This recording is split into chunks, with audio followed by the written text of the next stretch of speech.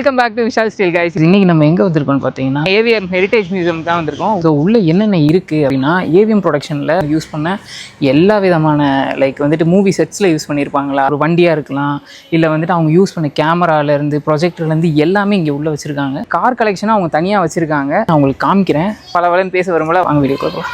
Budget இன் சென்னையில் இது part 4th video. நம்ம ஆல்ரெடி 3 வீடியோ போட்டிருக்கோம். மறக்காமல் அதையும் செக் அவுட் பண்ணி பாருங்கள். வடபழனியில் ஏவிஎம் ப்ரொடக்ஷன் ஹவுஸ் தெரியாத ஆளுகளே இருக்க மாட்டாங்க. அந்த ஏவிஎம் ப்ரொடக்ஷன் ஹவுஸ் போகிற வழியில தான் ஏவிஎம் ஹெரிட்டேஜ் மியூசியமும் லொக்கேட் ஆயிருக்கு.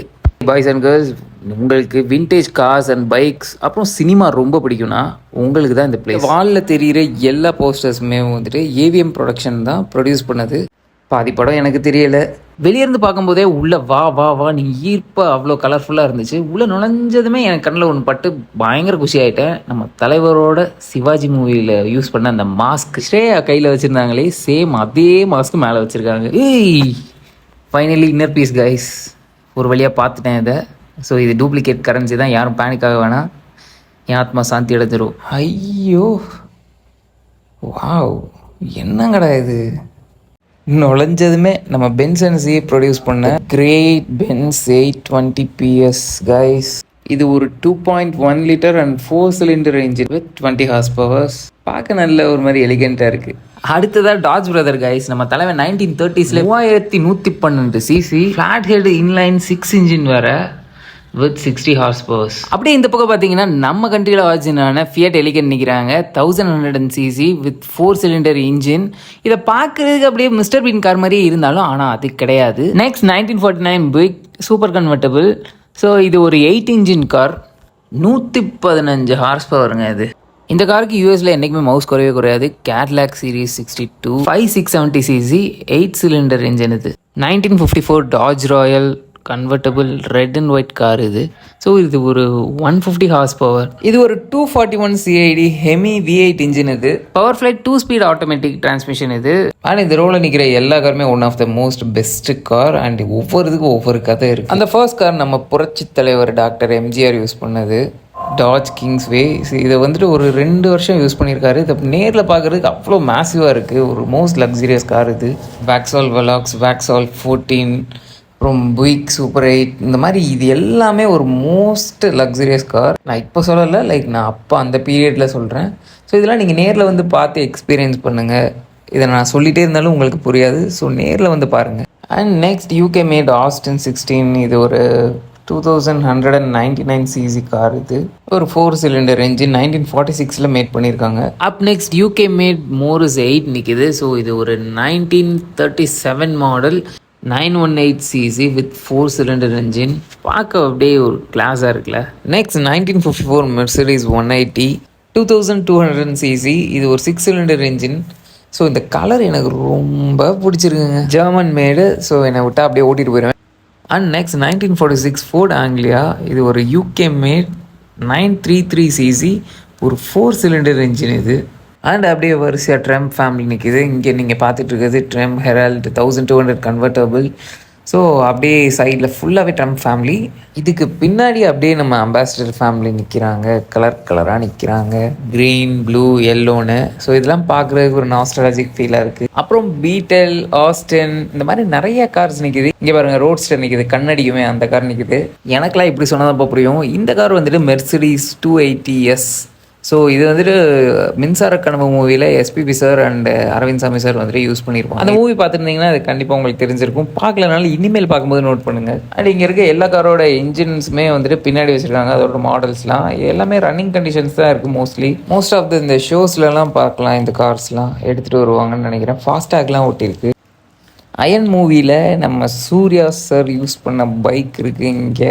அப்படியே இந்த பக்கம் நம்ம மேடி பிரியமான தோழியில் யூஸ் பண்ண டிவிஎஸ் ஃபைரோ நிற்கிது. அது கூட சேர்ந்து இன்னும் கொஞ்சம் விண்டேஜ் என்ஃபீல்ட்ஸ்லாம் நிற்கிது. அண்ட் நம்ம ஏகே சார் யூஸ் பண்ண பல்சர் நிற்கிது. ஸோ இது என்ன மூவின்னு தெரிஞ்சால் கமெண்ட் பண்ணுங்கள். திருப்பதி மூவியில் யூஸ் பண்ண பல்சர் பைக்குங்க. இங்கே ஹீரோ மெஜஸ்டிக், லூனா, இந்த மாதிரி இன்னும் நிறைய விண்டேஜ் பைக்ஸ்லாம் நிற்கிது. எல்லா வெஹிக்கிள்ஸுமே சூப்பராக மெயின்டைன் பண்ணி வச்சுருக்காங்க. பார்க்குறதுக்கே பளபளன்னு இருக்குது.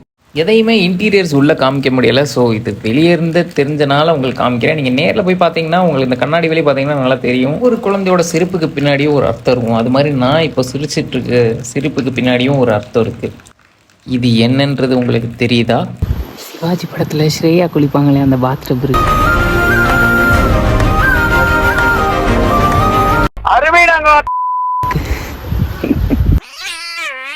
இந்த ஸ்டாச்சு எல்லாரும் பார்த்துருப்பீங்கன்னு நினைக்கிறேன்.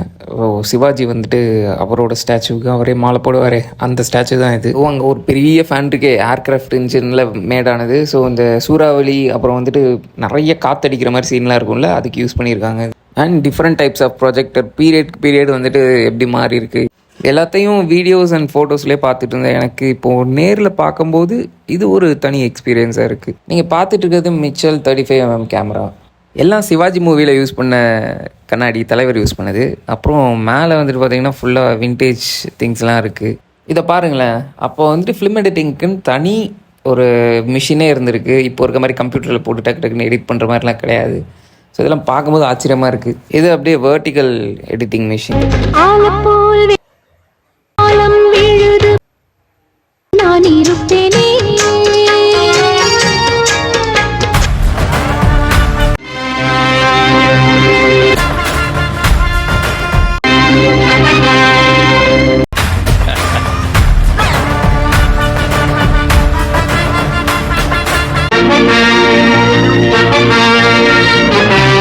இதுக்கு முன்னாடி வந்ததுக்கெலாம் இன்ட்ரோ கொடுக்கணும்னு அவசியமே இல்லை.